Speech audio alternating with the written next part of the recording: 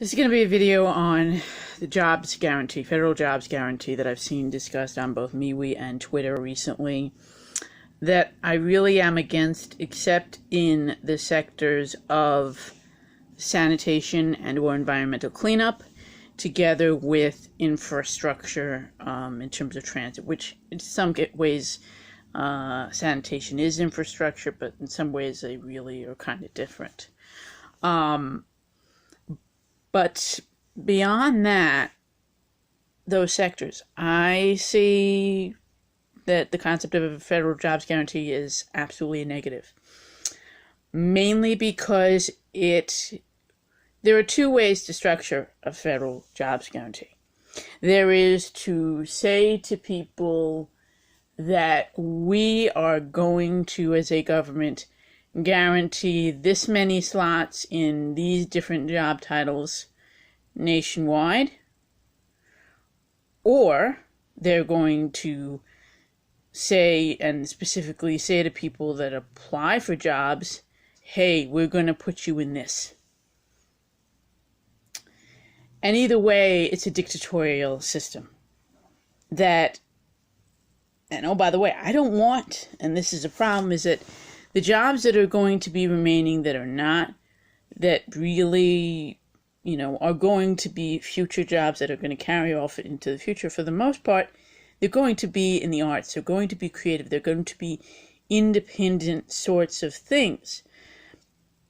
And therefore, to me, it's an obscenity in many ways to say that the government can or should dictate who gets what job in arts, or how many jobs there should be available in the arts and the humanities. It's just sick. Now, granted, in terms of healthcare, that's kind of a gray area. But still, it's a problem if the government starts to directly delineate and declare that it can dictate, or that it should, on a national basis. The government, I don't believe that it's flexible enough to do that, in terms of even coming close to doing that correctly. So, I consider that an absolute disaster. Universal basic income, by contrast, it's a lot. It's just giving people money that they need for the basics, and therefore they can then use it for whatever they want, which will definitely include people doing entrepreneurial ventures, more of them, which will definitely include them allowing furtherly to be artists that self-fund at the start, but eventually get more and more clients, and therefore do indeed become full-on paid artisans. So, and the same will be true of many business types. And that's one of the reasons that I consider this such a mess and such a dichotomy, is that I'm seeing it more and more, almost etched in stone, that these two things are complementary when I think of them as completely contradictory. I understand that there are a couple of very small spheres where nationalizing something does make sense, where you should have a certain number of people in that, and that job is not going to really, in terms of those things, are not going to change fast, and therefore the government is indeed quite capable of keeping up with that.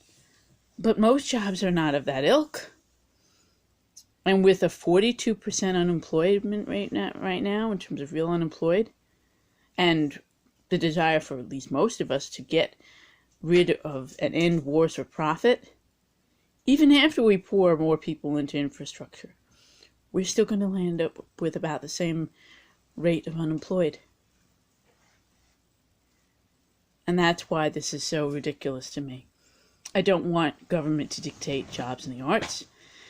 We have a massive, issue in this country and in this world of the fact that mechanization has obliterated the need for the former rate of employment that was once needed to sustain society. It's no longer needed.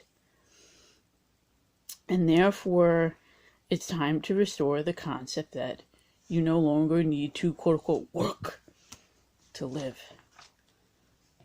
That beauty in life can be celebrated as just that. And therefore, that's why, again, I see this concept of a jobs guarantee as being very much something that could have worked with the New Deal, which is to say, around 1918, about a century ago. This would, federal jobs guarantee, that would have worked. In part because we had not developed as many buildings, and therefore we needed a lot more things on a national level. Okay? We no longer do. And we have such a heightened level of mechanization that there's no longer that need for the manual labor. There's no longer that need for that tremendous number of people. And that is why things need to switch. So to me, the jobs guarantee, for the most part, it's a 20th century to 19th century, 19th to 20th century idea that expired in its usefulness at the end of that century, if not a little bit before. We're in 2018 right now. Time for universal basic income. Stop the nonsense. Jobs guarantee won't help anyone. Shalom.